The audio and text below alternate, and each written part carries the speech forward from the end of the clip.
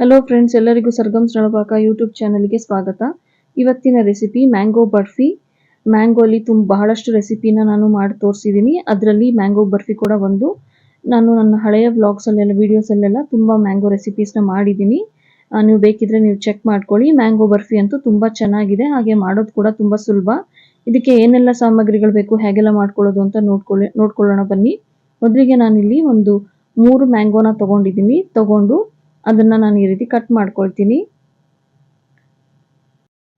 Cut ಮಾಡಿಕೊಂಡು ಒಂದು mixer ಜಾರ್ಗೆ ಇದ್ರ ಎಲ್ಲ ಪಲ್ಪ್ಗಳನ್ನು ನಾನು ಹಾಕ್ಕೊಳ್ತೀನಿ. ಎಲ್ಲ ಪಲ್ಪ್ಗಳನ್ನು ಹಾಕ್ಕೊಂಡು ಮಿಕ್ಸರ್ ಮಾಡ್ಕೊತೀನಿ. ನೋಡಿ, ಈ ರೀತಿ ಮ್ಯಾಂಗೋ ಇದೆ, ಚೆನ್ನಾಗಿದೆ, ತುಂಬ ಸ್ವೀಟ್ ಆಗಿದೆ. ಹಾಗಾಗಿ ನಾನು ತುಂಬ ಸಕ್ಕರೆ ಕೂಡ ಏನು ಹಾಕ್ಕೊಳಲ್ಲ.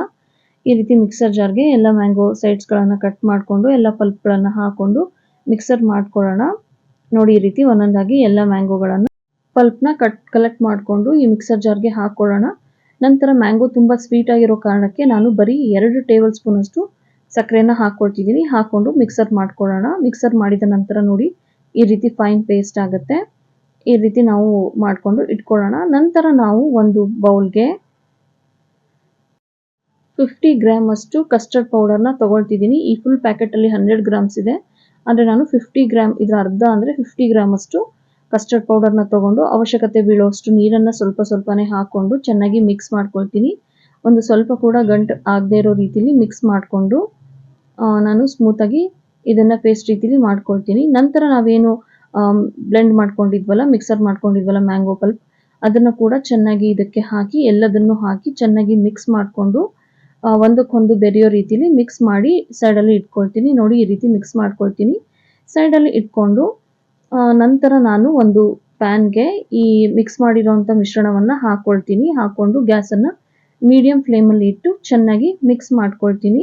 ಇದು ಒಂದು ಸಲನೂ ನಾವು ತಳ ಬಿಡ್ದಂಗೆ ಇದನ್ನು ನಾವು ಮಿಕ್ಸ್ ಮಾಡ್ಕೊಳ್ಬೇಕಾಗುತ್ತೆ.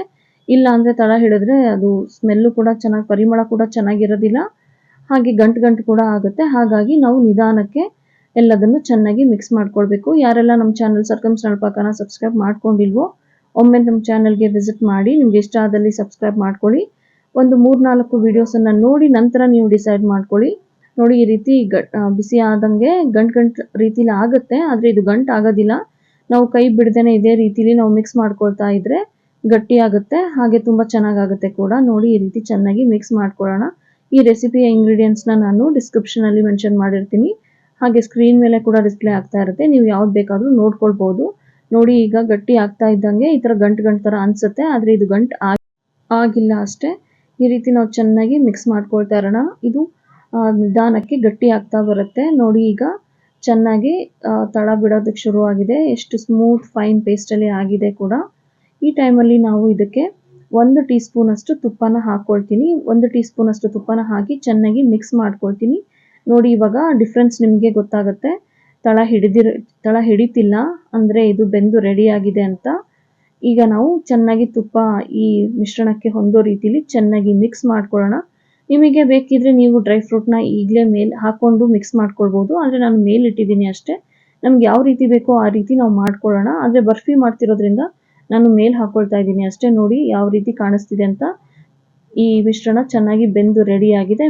ನಮ್ಮ ಮ್ಯಾಂಗೋ ಬರ್ಫಿ ಈಗ ರೆಡಿ ಆಗಿದೆ. ನಾವು ಇದನ್ನು ಈಗ ಒಂದು ತಟ್ಟೆಗೆ ಸವರಿ ಇದನ್ನು ಸ್ಪ್ರೆಡ್ ಮಾಡ್ಕೊಳ್ಳೋದಷ್ಟೇ ಬಾಕಿ.